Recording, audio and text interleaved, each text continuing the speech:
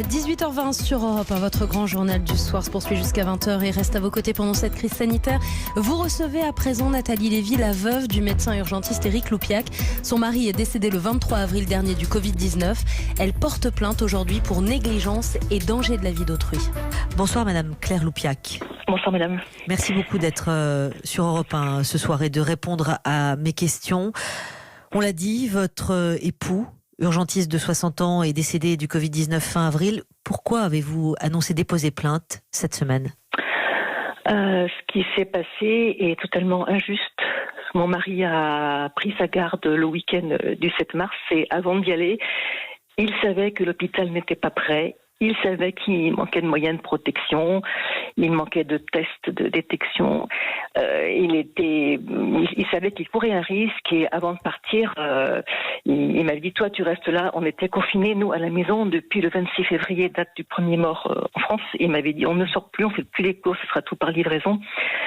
Et quand il a pris sa garde le week-end du 7, il était très inquiet. Il m'a dit je sais que je cours un risque et je le ferai avec le peu de moyens qu'il y a. Et moi, je voulais essayer de l'empêcher de partir, mais j'ai pas pu. Il m'a dit non, c'est mon devoir, il faut que je soigne les malades. Du coup, quand il prend cette garde le 7, il part comment ? Quels sont ses moyens de protection à ce moment-là ? Là, il part en voiture prendre sa garde. Ouais. Il arrive directement à l'hôpital. Ouais. Et là, il prend sa garde. Alors là, les masques, c'est des masques chirurgicaux pour les médecins.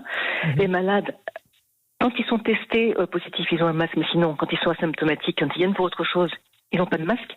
Ils sont dans la salle d'attente mélangés avec tout le monde. Donc là, forcément, le virus se propage dans tout le service des urgences.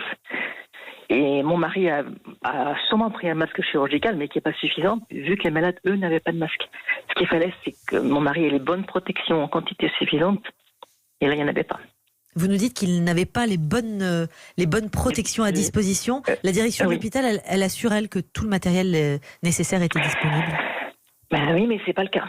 Sinon, il les aurait mis. Mon mari est un médecin très compétent, il a l'expérience, il a travaillé plus de 5 ans à la brigade des sapeurs-pompiers de Paris. Il sait ce que c'est que les infections. Et s'il avait eu les bons masques, il les aurait mis.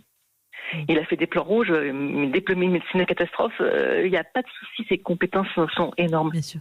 Quand il rentre à la maison à ce moment-là, il vous dit quelque chose sur le manque de protection, justement ? Vous en parlez ensemble ? Oui. Et il me dit voilà, il n'y avait pas ce qu'il faut. Je me dis j'espère que je ne vais pas être contaminée, mais bon. Et j'en sais rien. Il m'a dit soit que toi je sais que tu n'auras rien parce que tu restes à la maison, donc tu n'auras rien. Et moi j'espère que je ne vais pas te contaminer si je l'ai. Et là il est resté quelques jours avant son autre garde du 14 mars. Voilà, il n'avait pas de symptômes, mais après les symptômes sont déclenchés le 16 mars. Donc il avait peur. Il avait peur. Il avait peur. Oui. Il savait très bien que l'hôpital n'était pas prêt. Ça fait plus d'1 an, de toute façon, qui voulait défendre l'hôpital et les mauvaises conditions de travail, le sous-effectif en médecins, en infirmiers, en aides-soignantes et les fermetures de lits. Il en parlait avec sa hiérarchie, c'est ça ? Il leur disait, il leur faisait passer des messages, il était clair ? Bien sûr, mais oui. Plusieurs messages sont passés et rien n'a changé. Aujourd'hui, vous allez déposer plainte. Contre qui ? Oui. Contre qui, Madame Loupiac ? Je vais d'abord déposer plainte contre la direction de l'hôpital. Une enquête soit ouverte, savoir ce qui s'est passé, qui est responsable. Et après, dans un deuxième temps, je porterai plainte contre les ministres de la Santé. Les ministres de la Santé ? Donc, Madame Buzyn et Monsieur Véran. Vous mettez les deux en cause ? Oui. Pourquoi ? Il y a des erreurs qui ont été faites. Il y a eu des retards dans les prises de décision, les retards en particulier pour le confinement, parce que nous, on était confinés depuis le 26 février, alors que pour les Français, c'était le 17 mars. Alors, pendant ces pratiquement 3 semaines, il y a eu beaucoup de morts. Pourquoi nous, on savait qu'il fallait se confiner le 26 février, et pourquoi les membres du gouvernement ne le savaient pas ? Pourquoi le saviez-vous, Madame Loupiac ? Pourquoi le saviez-vous ? Alors, mon mari il a suivi depuis la Chine toute l'évolution de l'épidémie, et en Italie, au jour le jour. Il savait exactement les cas, le nombre de cas qu'il y avait, si c'était des personnes âgées ou jeunes, si c'était des personnes qui avaient des comorbidités, ça, il savait tout ça.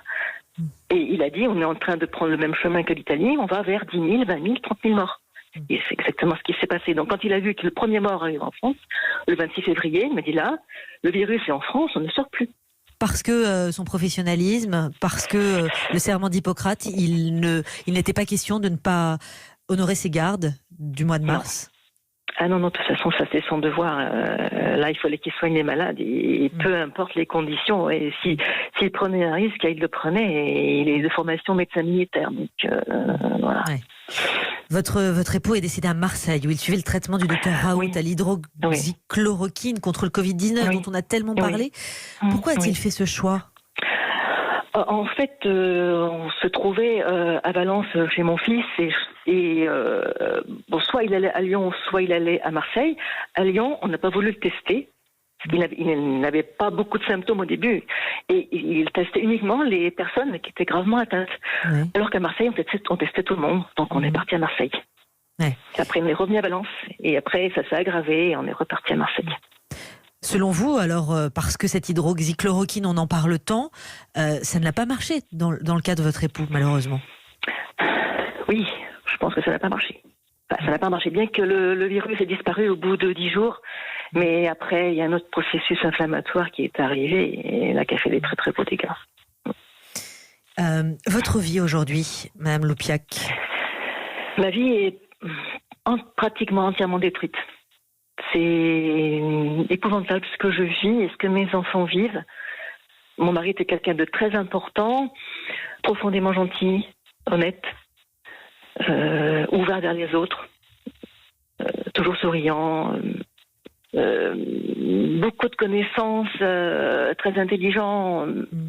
Il était membre de l'Association des médecins urgentistes de France, par ailleurs. Oui. Et il était très engagé dans ce mouvement. Il voulait absolument défendre l'hôpital public. Et là, moi, c'est pour ça que je vais continuer son combat, pour sa mémoire. Et bon, c'est un mari formidable. Et là, j'ai tout perdu. Est-ce que vous avez été contacté par les institutions aujourd'hui, par d'autres représentants du ministère de la Santé ou ministres ? Qui vous a-t-on contacté ? Non, pas du tout. Personne.